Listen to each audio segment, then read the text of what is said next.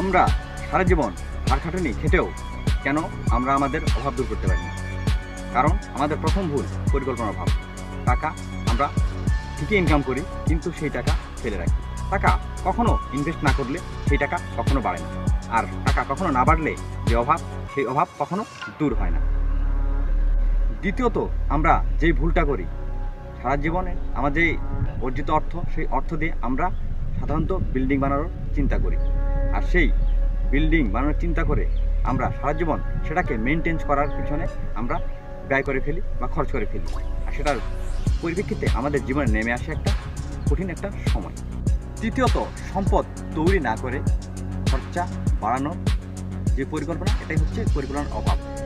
আর আপনারা যদি সবসময় এ ধরনের সুন্দর সুন্দর শিক্ষণীয় ভিডিও পেতে চান, তাহলে আমার পরবর্তী ভিডিও দেখার জন্য আমার চ্যানেলটিকে সাবস্ক্রাইব করে আমার পাশে থাকবেন।